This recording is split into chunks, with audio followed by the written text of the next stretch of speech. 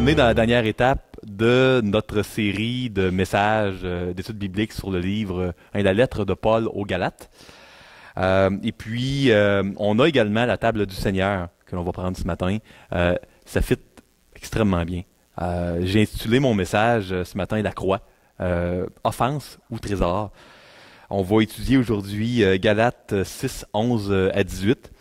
Vous savez, à la fin d'un livre, souvent, il y a un genre de gros plan, excusez-moi l'anglicisme, un wrap-up, un genre de... On rappelle les choses importantes. On est familier avec les derniers mots d'une dernière parole d'un mourant, où là, ce qu'il y a de plus important, il l'amène. Peut-être que vous avez déjà donné des directives là, à vos enfants là, avant sortis à l'école ou quelque chose, puis là, vous leur dites toutes sortes de choses. Puis à la toute fin, là, quand il est sur le seuil de la porte, là, puis qu'il s'en va, là, vous lui rappelez, là, parle pas aux étrangers, puis regarde avant, des deux côtés avant de traverser la rue, puis là, les deux, trois éléments les plus importants, vous les rappelez. C'est un peu ce qu'on voit ce matin, hein. On a eu, durant tous les derniers mois, là, qu'on a étudié Galates, là, on a eu le message suivant. L'Évangile est suffisant. L'Évangile est important. L'Évangile est ce qu'il y a de plus important. La plupart des religions du monde vont nous dire de faire le bien, puis d'éviter de faire le mal. Et puis c'est en faisant le bien et en ne faisant pas le mal qu'on va être sauvé ou éviter un châtiment, une punition. Vous êtes d'accord avec moi? Paul, lui, dit un message très, très unique, très distinct. Il dit, non, ça a déjà été fait. Vous n'avez pas rien à faire. Vous devez croire. C'est pas en faisant, c'est en croyant. Et puis, ce qui devait être fait a été fait et c'est complété. C'est fait. Puis bon, tape sur le clou, encore et encore. Puis là, on arrive à la conclusion. Et puis, Paul rappelle l'Évangile. Hein? On a les derniers mots, le plus important. Donc, si vous êtes là, puis vous dites, hey, moi j'ai été ici et là dans les derniers mois, j'ai pas eu tous les messages, des choses que j'ai aimées, des choses que j'ai pas compris. Vous êtes vraiment stratégique que vous soyez là ce matin, parce que vous allez avoir vraiment la finale de Paul qui est la chose importante avant de conclure là, à ne pas oublier. Puis comme vous savez, dès dimanche prochain, on va commencer là, une série d'études sur le livre de Esther. Donc, lumière au milieu là, de la noirceur. On a un beau poster que Mélodie nous a fait, qu'on va afficher, puis on va avoir une série très intéressante, je crois. Écoutez, j'aimerais, avant d'aller plus loin, lire avec vous le passage aujourd'hui, puis on va prier. Puis par la suite, je vais vous faire un petit résumé des derniers chapitres pour se situer, puis on va plonger là, dans notre message aujourd'hui. Donc tournez, si vous voulez bien, dans Galates au chapitre 6, versets 11 à 18. Donc, vous avez ceux qui le désirent là, à l'écran, mais vous pouvez tourner dans vos Bibles, téléphones, tablettes, Galates 6, 11 à 18. Et c'est la version Louis II qu'on a utilisée ici à l'écran. C'est Paul qui parle. « Voyez avec quelle grande lettre je vous ai écrit de ma propre main. Tous ceux qui veulent se rendre agréables selon la chair vous contraignent à vous faire circoncire, uniquement afin de n'être pas persécutés pour la croix de Christ. Car les circoncis eux-mêmes n'observent point la loi, mais ils veulent que vous soyez circoncis pour se glorifier dans votre chair. Pour ce qui me concerne, » et puis ça, on est dans le cœur, non seulement du passage aujourd'hui, mais de Galates entièrement, à mon avis.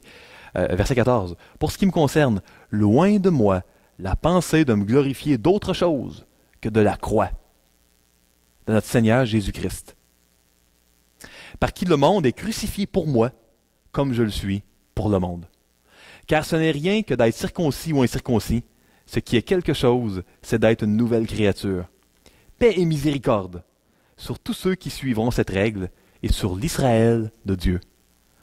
Que personne désormais ne me fasse de la peine, car je porte sur mon corps les marques de Jésus. » Et verset 18, « Frères, que la grâce de notre Seigneur Jésus-Christ soit avec votre esprit. Amen. » Prions, s'il vous plaît, avant d'aller plus loin. Seigneur Jésus, on a un passage précieux. On a un passage qui parle de ce que tu as fait pour nous. Quelque chose que l'on ne peut comprendre que si ton Esprit Saint prépare notre cœur, puis nous donne l'intelligence nécessaire, l'intelligence spirituelle. Puis ma prière, c'est que s'il y a des gens ici dans cette salle qui ne te connaissent pas, ma prière, c'est que tu puisses les sauver, préparer leur cœur pour recevoir ce message-là qui ne fait pas de sens si ce n'est pas par ton esprit, si ce n'est pas par la foi. Ma prière, c'est que tu nous encourages, que tu nous fortifies, c'est que tu nous fasses du bien, beaucoup de bien, à chaque personne ici dans cette pièce. À chaque personne qui nous entend, qui nous regarde sur YouTube également. Dans le nom de Christ. Amen.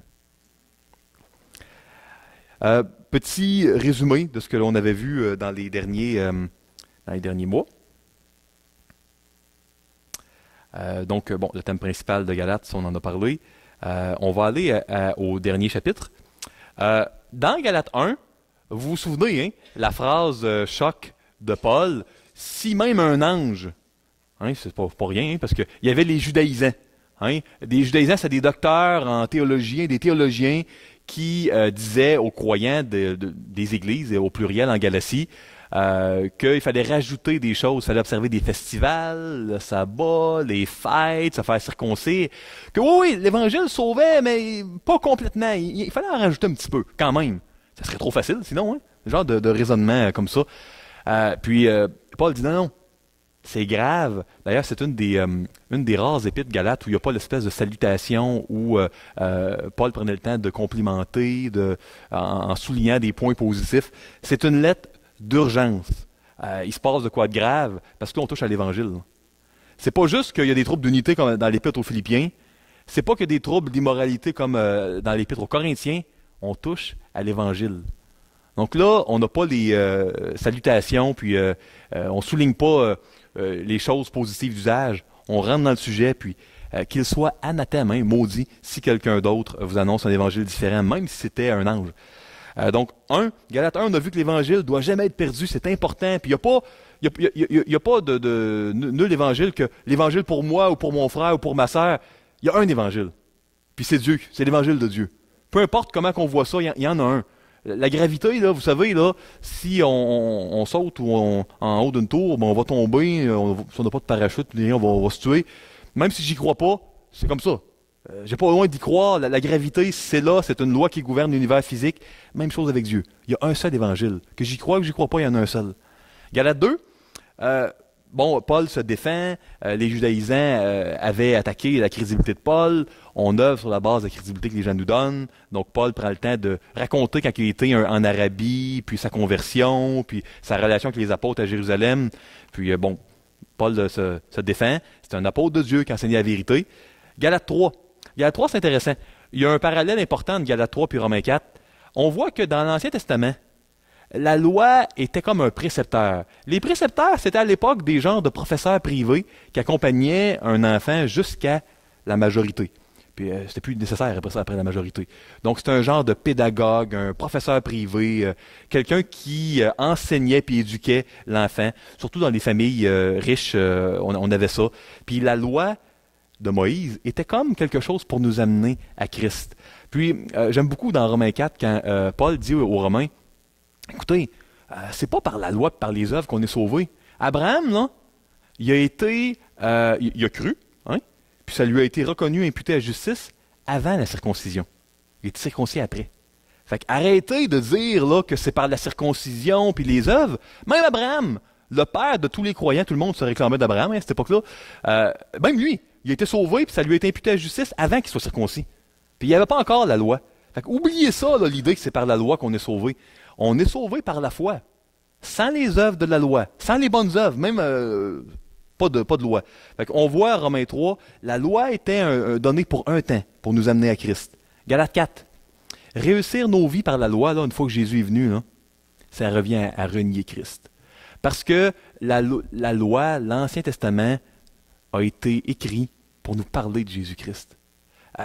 Jésus l'a dit, Moïse et les prophètes parlent de moi, puis ça a été écrit pour notre avantage, pour qu'on puisse comprendre le plan de Dieu et puis l'œuvre du Messie. Donc, il faut vraiment comprendre que non seulement c'était pour nous amener à Christ, puis une fois que Christ est arrivé, ça ne nous sauvait même pas avant. Mais là, Christ, celui qui sauve, est arrivé. Ça devient de renier Christ que de retourner à la loi. Donc, ça, on a ça. Puis on a, à la fin du chapitre 4, il dit, regarde, si vous revenez à la loi, dans le fond, vous êtes des enfants de Hagar. Puis les gens qui s'appuient par la foi sur Christ, ben, c'est, on va le voir là, tantôt, c'est l'Israël de Dieu, c'est eux les vrais enfants de Sarah, c'est les enfants de la Jérusalem céleste, etc. Puis, Galates 5, là, on voit, marcher par culpabilité, ça marche pas. Puis ça, c'est important qu'on le sache. L'idée que par culpabilité, parce qu'on se sent pas bien, puis on a peur d'un Dieu en colère contre nous, ça marche pas. Puis la preuve, si vous essayez, regardez les fruits dans votre vie. Vous allez voir les œuvres de la chair. Les fruits de l'esprit, c'est quand on s'appuie sur le fait que Christ a tout fait. Je le répète, ce n'est pas en faisant que l'on est sauvé, c'est en croyant. Parce qu'en croyant ce que Christ a déjà fait, qui est complété, c'est ça qui nous sauve. Et puis, si on s'appuie vraiment, puis on croit, c'est en croyant. Si on croit que c'est complété, que ce que Christ a fait est assez, c'est là que le fruit de l'Esprit arrive. Puis, c'est pas par nos propres forces, ce n'est point par les œuvres, afin que personne ne se glorifie. Galates 6, on a vu maintenant, ouais, le fruit de l'esprit puis les œuvres de la chair, c'est bien beau individuel. Galates 5, à quoi ça ressemble dans une église? Galates 6, on a vu ça le dernier message, et on termine la conclusion aujourd'hui. On termine avec la croix. Le point le plus important de toute la Bible, tout l'Ancien, tout le Nouveau Testament. Puis on va pouvoir le vivre et puis prendre le repas du Seigneur ensemble dans quelques instants. Première section, ici, dans les versets 11 à 13, on voit un passage, un verset, le verset 11, qui a fait couler beaucoup d'encre. Voyez avec quelle grande lettre je vous ai écrit de ma propre main. Écoutez, il y a 3 possibilités. La première possibilité, il y a peut-être même une diapo là-dessus. Ah, génial. Plusieurs experts pensent que Paul avait une maladie oculaire. C'est une rétinite pigmentaire, qu'est-ce que c'était? On ne sait pas trop. Fait que, peut-être que dans sa hâte, parce que c'était comme grave là, ce qui se passait. Comme je vous dis, là, on a une des rares épîtres, là, peut-être la seule ou une des 2 seules, j'oublie, là, où il n'y a pas les félicitations d'usage au début. Il l'écrit à la hâte. À cette époque-là, les gens utilisaient souvent les services d'un genre de scribe qui appelait des amanuensis. Puis ça, c'était des scribes, c'est des gens qui écrivaient là, la lettre pour eux. Si vous lisez en Romains, là, vous voyez à la fin de Romains, à la toute fin, ils mettent « Et moi, Tertius, qui écrit ces mots, je vous salue, etc. » Tertius, c'est qui lui? C'est le secrétaire de Paul. C'est comme ça que ça marchait à cette époque-là. Il n'y avait pas de dactylo, pas d'ordi, pas d'imprimante. Fait que tu avais un amanuensis qui écrivait les lettres. Lui avait, selon, paraît-il, une maladie oculaire. On pense que, vous savez, la fameuse épine dans la chair qui parle dans Corinthiens, qui dit, moi, j'ai prié le Seigneur qui me délivre de ça, c'est rough, ça m'handicape. Puis Dieu m'a dit, non, ma grâce te suffit. Bon, il y en a qui pensent que c'était une maladie oculaire de Paul, en lien avec, vous vous souvenez-vous dans Galates 4, quand Paul parle de comment les Galates étaient vraiment, l'aimaient, il disait, vous vous seriez même arraché les yeux pour me les donner, si vous pouviez. Donc, des fois, il y en a qui font des liens, ils disent, bon, il écrit avec des grandes lettres, c'était urgent, il n'y a pas eu de secrétaire, les Galates auraient arraché les yeux, les auraient donnés si c'était possible. C'était pas possible, évidemment, certainement pas à cette époque-là. Et puis, Corinthiens, l'épine dans la chair, maladie oculaire de Paul, peut-être. Ça pouvait être aussi les caractères gras de l'époque. Vous savez, si vous écrivez un email, quelque chose à quelqu'un, des fois, on met en caractère gras, italique, souligné, double souligné, c'est pour mettre en évidence, mettre une emphase. Ça ferait du sens. On est au point important, on est à la croix. Fait qu'il aurait pu l'écrire en grandes lettres. Ça existait en passant, hein? Ça ne serait pas de quoi de jamais vu, là.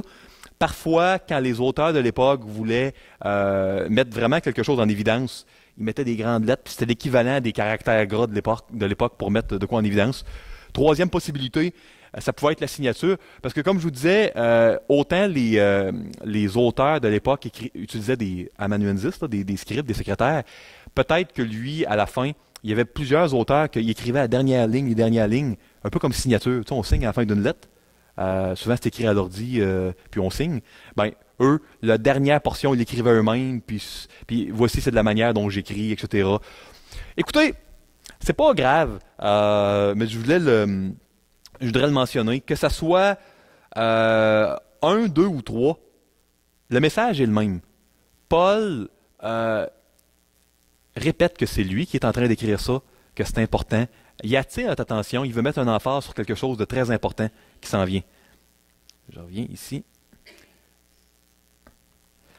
Donc, ici, il est question, tous ceux qui veulent se rendre agréables sont la chair. Hein, les judaïsants qui disent rajoute telle affaire, rajoute la circoncision, rajoute telle chose. Sinon, c'est pas assez.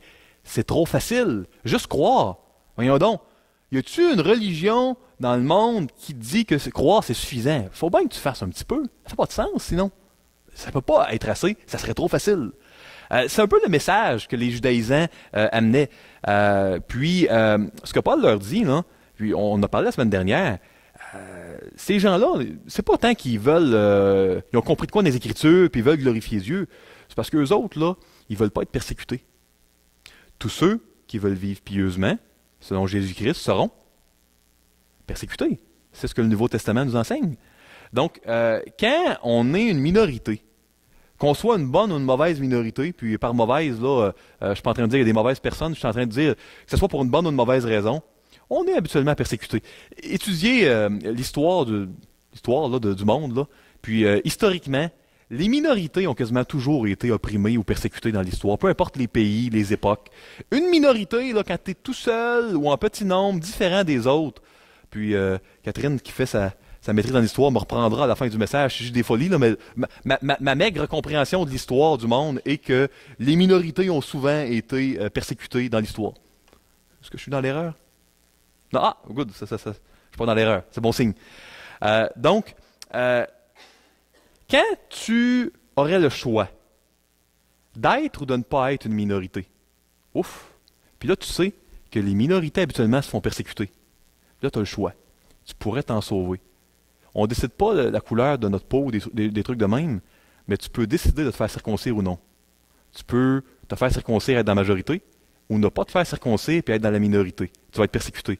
Il faut que tu sois certain de ton affaire avant d'aller dans une minorité volontairement.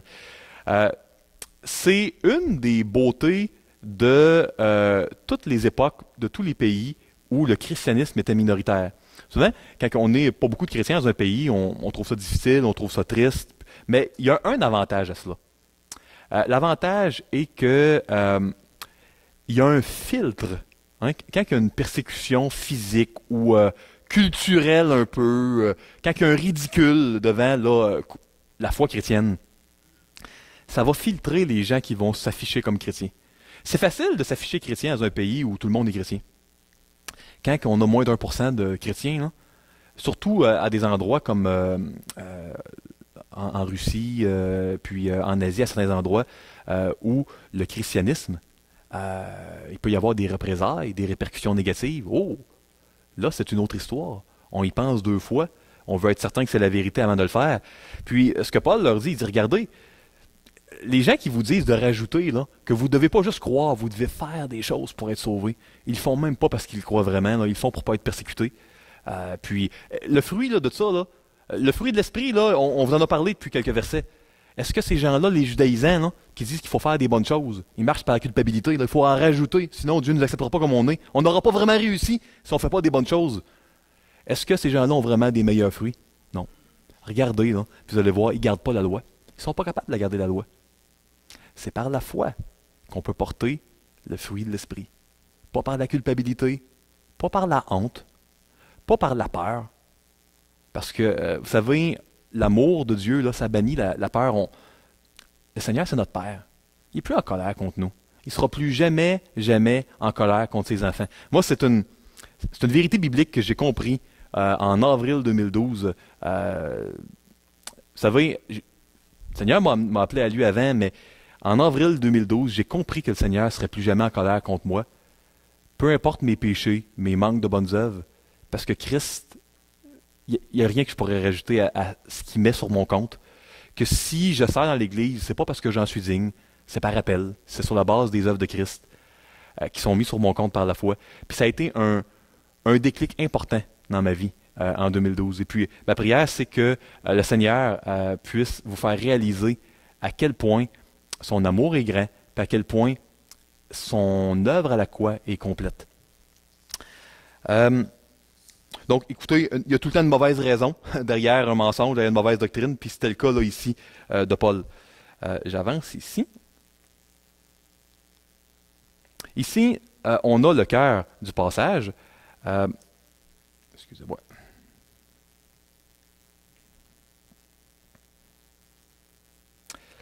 Il n'y a rien de plus précieux que la croix. On a en grec plusieurs formes de négation.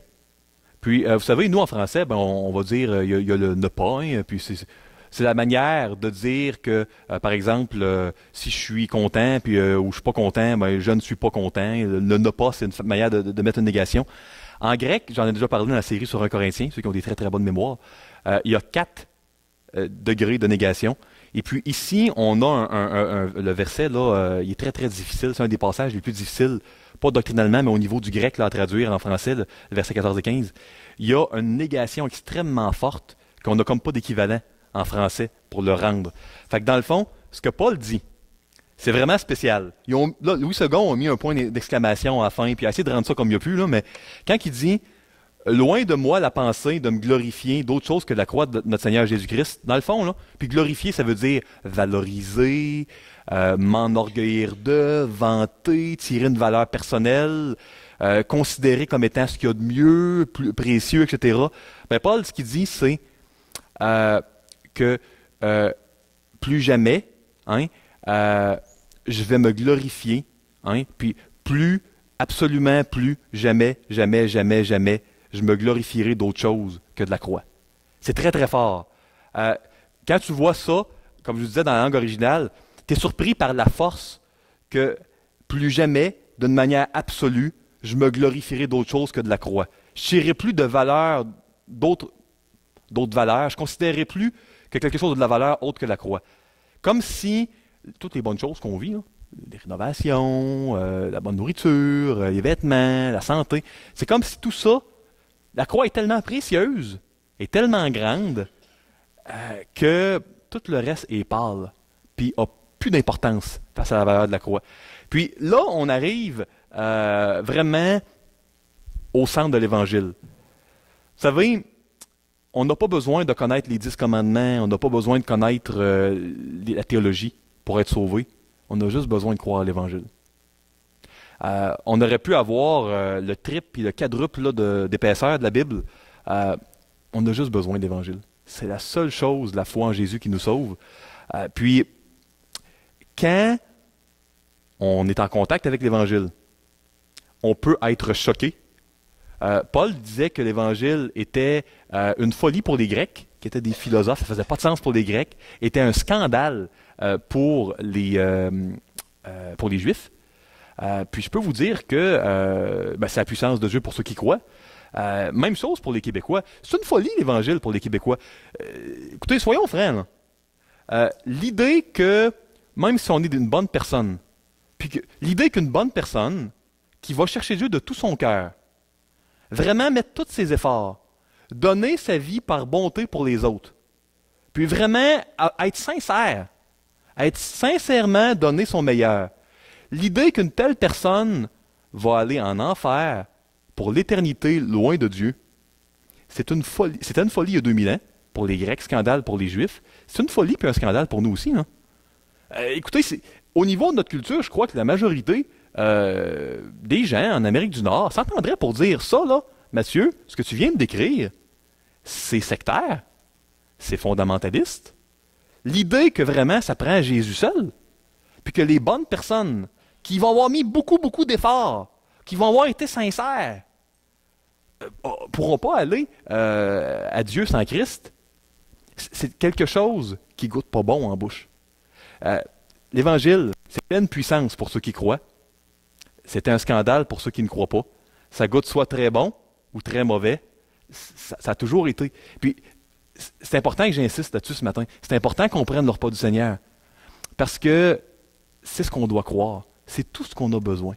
C'est tout ce qu'on a besoin. Tu n'as pas besoin d'aller avoir des ministères à une église, pas besoin d'argent, pas besoin de la reconnaissance, pas besoin... On a juste besoin d'évangile. C'est la seule chose qu'on a vraiment besoin. Puis le Seigneur ne sera plus jamais en colère contre nous. Puis ce que Christ a fait va être mis sur notre compte. C'est la seule chose. Même pas besoin du baptême, même pas besoin de...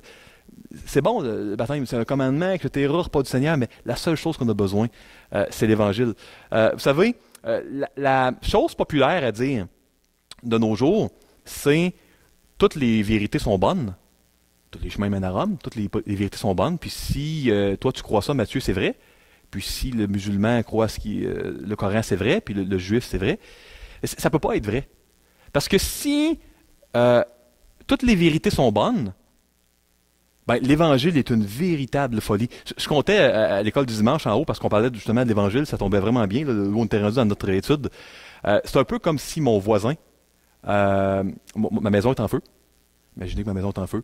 Puis j'ai réussi à sortir, par la grâce de Dieu, toute la maisonnée, puis personne à l'intérieur, puis mettons même les éléments de valeur sont sortis.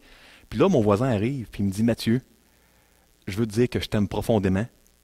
Puis là, il court, puis il crie en courant, un peu comme dans les films, dans la maison en feu. Puis là, il y a une poutre qui tombe, puis il meurt. Puis là, tu sais, il n'y avait pas personne dans la maison, il n'y avait rien de valeur. Puis tu sais, ça serait un peu fou. Hein, on dirait, hey, c'est du gâchis. La première chose qui me vient en tête, c'est pas, waouh, ah, s'il m'aimait. C'est ouf, c'est comme un peu fou. J'oserais pas le dire, parce qu'il y a un peu de respect devant la mort de quelqu'un, mais tu sais, on serait un peu scandalisé, puis on dirait, ça n'a pas de sens, c'est une folie.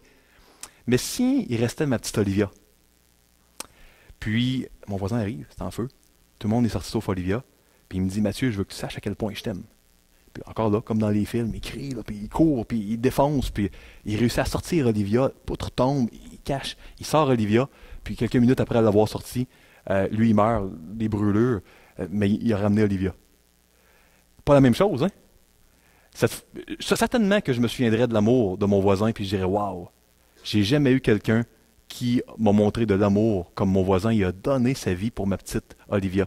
Ben, comprenez-vous un peu le parallèle? Si vraiment, là, il suffit d'être sincère, puis toutes les vérités sont vraies, ce qui fait pas de sens, là. C'est un peu comme la gravité, si c'est vrai ou c'est faux. Et puis même si tu y crois pas, si tu tombes de la tour, ben, ça va être vrai, la gravité. Là. Ben, c'est pareil avec Dieu. Non, mais c'est pareil avec Dieu. Tu sais, ça peut pas tout être vrai. Imaginez-vous quelle folie que c'est. De la même manière que je trouverais mon voisin un peu fou. Pour pas dire stupide, de donner sa vie pour rien, ben, c'est la même chose pour Jésus. Si toutes les vérités sont vraies, là, ben, ça veut dire que ce que Jésus a fait, là, c'est stupide. C'est fou. Mais si vraiment l'Évangile est vrai, ça veut dire que chose scandaleuse, chose qui vraiment goûtait méchant il y a 2000 ans, il y a 1000 ans, encore aujourd'hui, ça veut dire que tous les gens, peu importe la force de leurs bonnes actions, sont condamnés à la perdition sans Jésus-Christ. Puis nous, on a été choisis par Dieu, puis en croyant, pas en faisant, il faut ôter ça de l'esprit. En croyant, ben, c'est suffisant. Et puis, on est appelé à partager, ou on peut enseigner le reste de la parole de Dieu pour enrichir et croire dans la foi, mais on est appelé à partager l'Évangile. Ce message-là qui, à lui seul, est suffisant pour donner la vie éternelle, pour donner une nouvelle identité, pour sauver. Ce message-là de juste croire ce qui a été fait, qu'on n'a plus besoin de faire, croire ce que Christ a fait, ben c'est ce message-là qu'on doit partager. À ce point-ci, j'aimerais inviter les frères à s'avancer pour distribuer les éléments. Vous savez, l'Évangile est tellement important que Dieu en a fait un cérémonial. Puis, il enseignait à ses disciples, sur une base régulière, de prendre du pain, puis de prendre le produit de la vigne, et puis de le consommer en se souvenant que le pain représente son corps, le corps qui a été donné pour nous.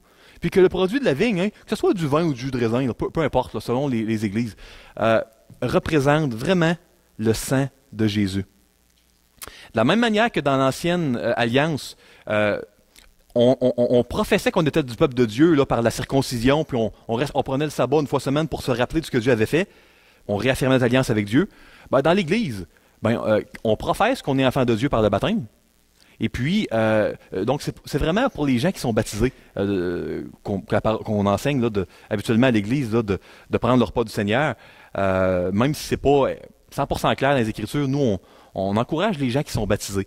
Donc, qui, à un moment donné, ont professé qu'ils sont des enfants de Dieu, qui ont professé qu'ils croient. Pas qu'ils font, qu'ils l'ont cru. C'est à ces gens-là que, sur une base régulière, on encourage de se rappeler de ce que Jésus a fait. La seule chose nécessaire qu'on doit croire, c'est l'Évangile. C'est le fait que Jésus a tout accompli, qu'on a seulement à croire. Et puis ça, on veut s'en rappeler. Oh, on veut apprendre toutes sortes de choses, mais on veut s'en rappeler encore puis encore. Puis c'est pour ça qu'on prend le repas du Seigneur. Il y a pas, on est, le christianisme, c'est pas une religion avec 10 000 rites et puis cérémoniales. Hein. Il y a le baptême, il y a le repas du Seigneur. Le baptême, c'est pour déclarer l'Évangile, puis qu'on est vraiment un enfant de Dieu, qu'on croit à l'Évangile. Puis le repas du Seigneur, bon, on se rappelle de l'Évangile, puis on le redéclare. C'est aussi simple que ça. Le christianisme, on peut rendre ça bien compliqué, mais c'est des personnes qui croient que ce que Jésus a fait est assez. Puis, à toutes les personnes ici qui croient que ce que Jésus a fait est assez, qui n'ont pas besoin de rien rajouter. Ben, à tous ces gens-là qui ont professé cela une fois par le baptême, ben, je vous invite à prendre ce morceau de pain-là pour vous rappeler du corps de Christ, qui fait que c'est sur notre compte, la vie parfaite de Christ. Prenons-en tous si vous voulez.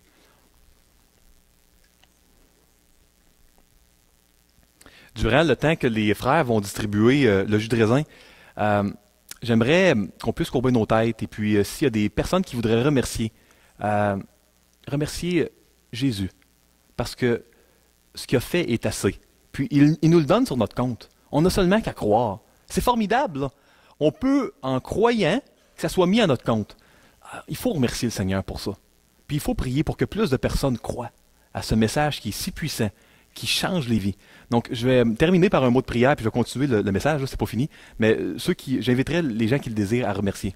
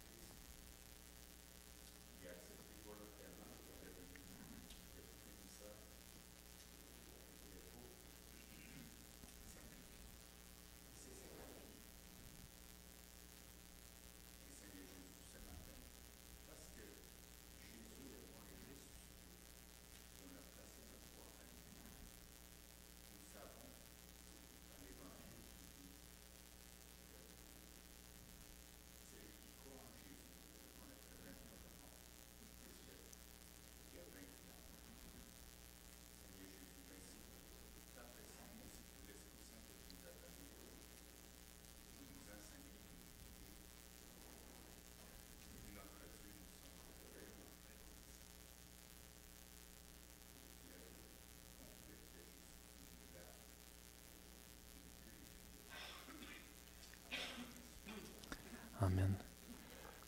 Oui, Seigneur, je veux te remercier d'avoir fait tout ce qui devait être fait, ce que moi, j'aurais jamais pu faire, ce que personne ici, on n'aurait jamais pu faire. On n'aurait jamais pu faire quoi que ce soit qui aurait éloigné ta colère, qui nous aurait attiré à toi, mais toi, tu as tout fait, puis on n'a qu'à croire. Puis on n'aurait même pas été capable de croire si ça ne nous avait pas été donné. Nul ne peut aller à toi, Seigneur, si ce n'est pas le Père qui l'attire, puis waouh! Merci, Seigneur, de nous avoir attirés. Merci de nous avoir sauvés.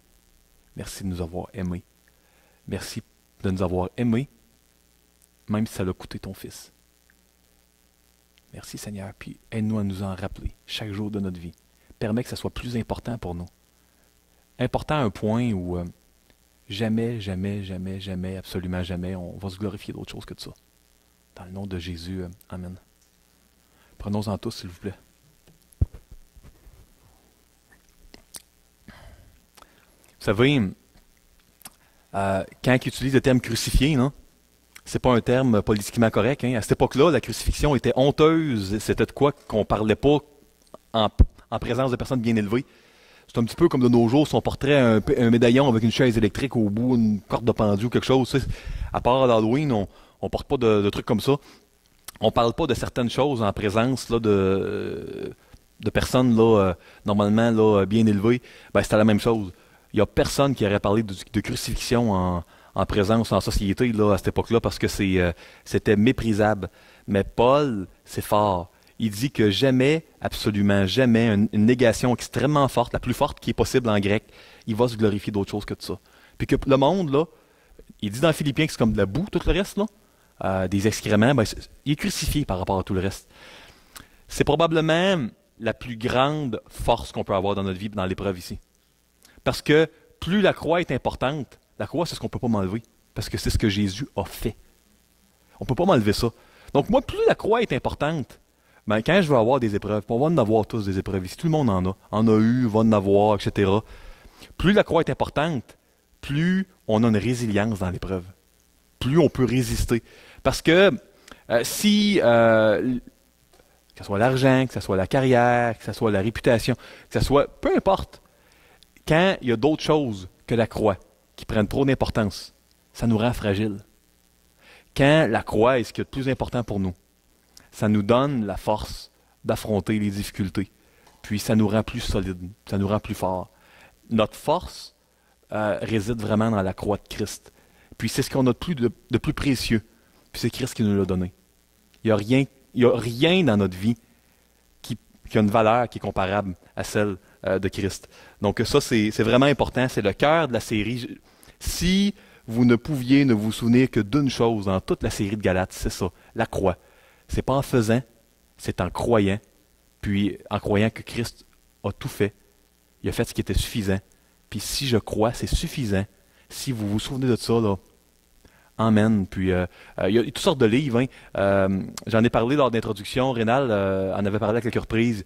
Il y a des bons livres qu'on peut faire là, en groupe de prière sur semaine, à l'école du dimanche. Est-ce que tu en as une copie avec toi, mon frère?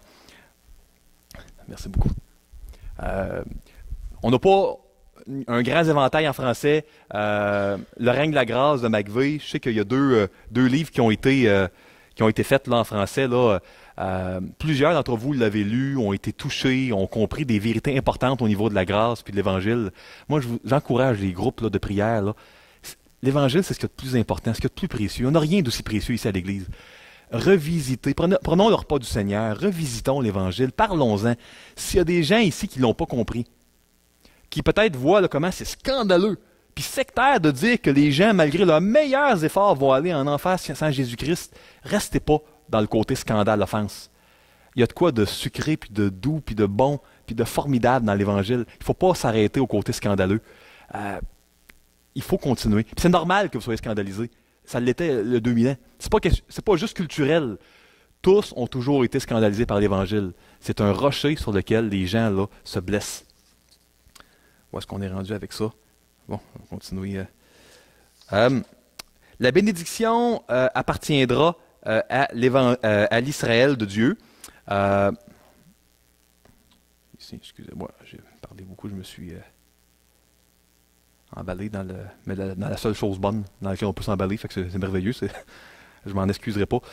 Paix et miséricorde sur tous ceux qui suivront cette règle et sur l'Israël de Dieu. Puis là, on a une série de bénédictions, puis on a la finale. La paix, c'est quoi? Puis ça, c'est important. Nous, la paix, souvent, on pense à une émotion.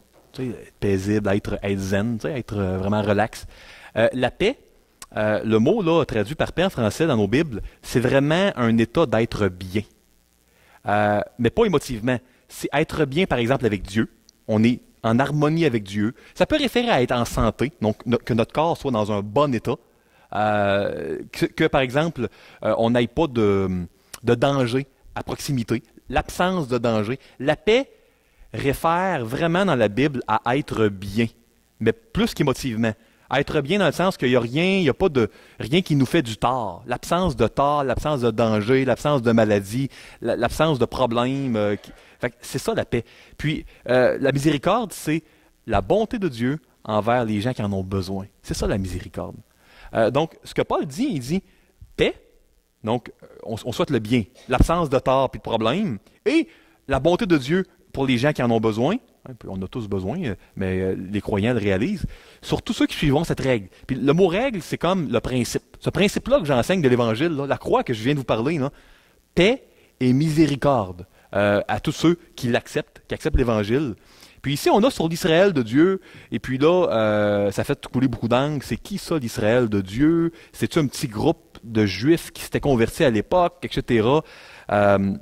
Puis bon, ici, on a le fameux passage là, sur les marques du corps. Là. C'est un mot, je ne sais pas s'il y en a qui ont déjà entendu le mot stigmate.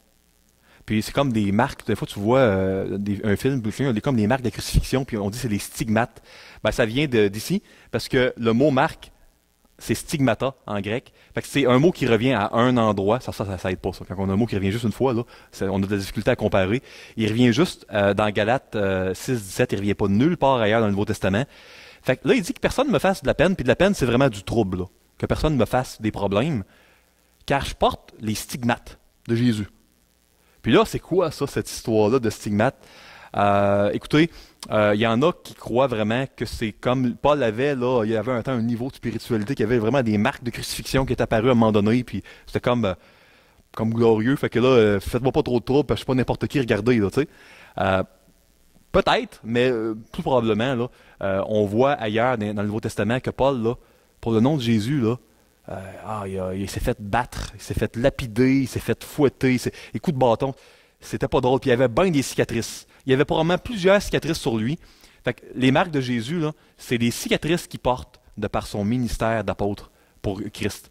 Fait que tu sais, vous voyez à quel point là, j'ai payé cher, c'est ce que Paul dit, là, pour le nom de Jésus. J'ai des cicatrices sur moi. Un peu comme un soldat qui a fait la guerre, il est fier de ses cicatrices, il monte peut-être, je sais pas. Paul, on voit qu'il a souffert pour Jésus, il en a les marques, puis tu sais, faites-moi pas de trouble.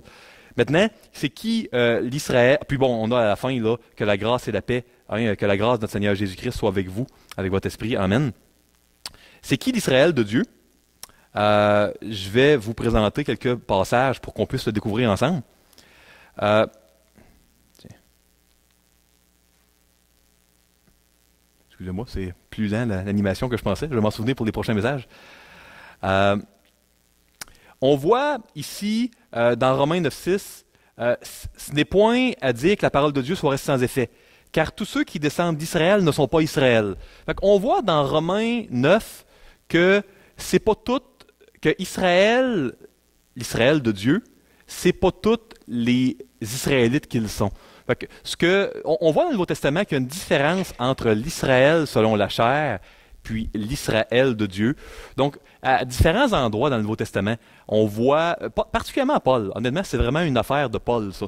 On le voit dans Romains, on le voit dans Galates, on le voit, je vais vous montrer une couple de passages dans Corinthiens aussi. Il fait une distinction entre le peuple juif, qui est toujours là, puis Dieu, nous on croit là, que Dieu a un plan pour son peuple, le peuple juif, mais on voit qu'il y a un Israël de Dieu, puis on voit que c'est nous l'Israël de Dieu, nous les croyants, nous qui croyons avec Abraham le croyant. Donc, on le voit ici. Fait que, tous ceux qui descendent d'Israël ne sont pas Israël, Romains 9. 1 Corinthiens 10, 18. Voyez, puis là, on voit les Israélites selon la chair. Donc, il y a les Israélites selon la chair, puis il le spécifie, là. Puis il y a l'Israël de Dieu. Il y a les deux, vraiment, que l'on voit dans les épîtres de Paul. Jean 8, 39, là, c'est Jésus. Puis là, ils répondirent, notre père, c'est Abraham. Puis là, Jésus leur dit, si vous étiez enfant d'Abraham, vous feriez les œuvres d'Abraham. Puis Abraham, son œuvre, là, c'était quoi? L'œuvre majeure, ben, il a cru. C'est ça son œuvre. Donc, encore là, on le voit, Jésus le dit, il est en train de dire, hey, vous autres, les pharisiens, là, qui ne croyez pas, là, vous n'êtes pas vraiment les enfants d'Abraham. Vous l'êtes selon la chair, mais vous ne l'êtes pas là, selon Dieu, là, parce que vous ne faites pas l'œuvre d'Abraham, vous ne croyez pas. On voit ici Galates 3, et si vous êtes à Christ, vous êtes donc la postérité d'Abraham, héritier selon la promesse. Fait que si tu es à Christ, ben, tu es la postérité d'Abraham. On est la descendance d'Abraham selon Dieu. Donc ça, c'est juste pour vous dire, l'Israël de Dieu, plusieurs manières de le voir. On pourrait penser que c'est un petit groupe aussi de Juifs qui se sont convertis. Mais si on se fie à Corinthiens, si on se fie à Jean, si on se fie à Romains, plus particulièrement, c'est la manière de Paul d'appeler les croyants. Puis c'est intéressant de réaliser ce petit clin d'œil-là de Paul. Ça fait prendre beaucoup de valeur à l'Ancien Testament. Parce qu'on réalise que, écoute, si on est la postérité d'Abraham, parce qu'on croit avec Abraham, puis si on est vraiment des enfants d'Abraham, on est Israël de Dieu, ben, ça veut dire qu'il y a plusieurs promesses de l'Ancien qui ne sont pas juste intéressantes parce qu'on lit ça puis c'est une chose, mais ça ne s'applique pas à nous. Non, non, il y a de précieux encouragements, de précieuses promesses qui s'adressent à nous. C'est pour ça qu'on veut étudier l'Ancien Testament aussi. Comme Jésus l'a dit, la loi et les prophètes parlent de moi. Puis si vous croiriez à Moïse, vous me croiriez vous croiriez en moi. Puis souvenez-vous de la discussion avec Jésus ressuscité sur le chemin d'Emmaüs avec les disciples. On le voit là, il leur a expliqué à quel point toute la loi et les prophètes rendaient témoignage de lui. Donc, on est l'Israël de Dieu, on est les enfants, on n'est peut-être pas l'Israël de la chair, pour la majorité ici, je crois, dans le sens que je ne crois pas qu'il y ait énormément de Juifs dans la pièce, mais on est, peut-être qu'il y en a qui sont Israël de la chair et de Dieu, les deux, s'il y a des Juifs ici qui sont croyants, mais on est, pour tous ceux qui ont mis leur foi, comme Abraham, on est la postérité d'Abraham, on est l'Israël de Dieu. Puis à ceux qui avons mis la foi en Jésus, qui n'avons peut-être pas faite, mais qui avons cru. Paix. Paix, une paix absolue. Une paix, là, peut-être pas dans toutes les difficultés qu'on peut avoir ici-bas, mais la paix éternelle. Un état de bien, d'absence de danger éternel, et miséricorde, la bonté de Dieu pour toujours, éternellement. À vous, l'Israël de Dieu, à nous, l'Israël de Dieu. S'il y a des gens qui n'ont pas cru, je vous en supplie, ne sortez pas d'ici. Vous n'avez pas besoin de faire. Mais il ne faut pas que vous sortiez ici sans croire. Parce que c'est la seule manière d'atteindre Dieu. Ce n'est pas en faisant. Quelles sont les fameuses marques? Ben, comme je vous l'ai dit, moi, je crois que c'est vraiment les cicatrices. 2 Corinthiens 4, portant toujours avec nous, dans notre corps, la mort de Jésus, afin que la vie de Jésus soit aussi manifestée dans notre corps. Je termine avec la conclusion. Comment appliquer le passage? Comment appliquer l'Évangile? Comment appliquer toute l'Épître aux Galates à notre vie? On peut être fier de qui on est en Christ. Le fait que l'on croit en Jésus, ça a changé qui on est. Notre vieille nature a été crucifiée avec Christ. On l'a chanté tantôt. Quand on chante, là, on a été crucifié avec Christ, là, en grec, c'est un passé qui est complété. C'est pas qu'on est en train de crucifier. Là. On a été crucifié, action complétée dans le passé avec Christ. Notre identité a changé. On peut être fier d'être des enfants de Dieu. Puis c'est pas parce qu'on a fait quoi que ce soit pour ça, hein. C'est parce qu'on a cru. On a cru en Jésus. On peut être fier de ça. On peut se glorifier, se vanter de ça, pour utiliser le langage de Paul. 2, négligeons pas notre position comme fils d'Abraham, selon Dieu. Peut-être pas selon la chair, mais selon Dieu. Étudions l'Ancien Testament, qui rend témoignage de Jésus, qui parle, où il y a des précieuses promesses qu'on peut s'approprier.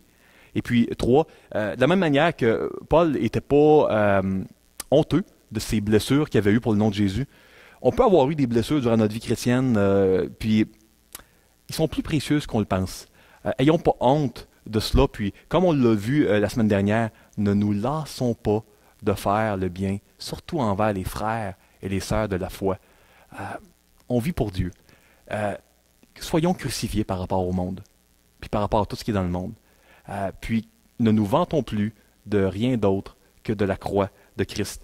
Que Dieu vous bénisse tous et toutes cette semaine, chaque personne ici dans la pièce, que Dieu répande dans vos cœurs sa joie et puis la fierté que l'on a dans la croix. Amen.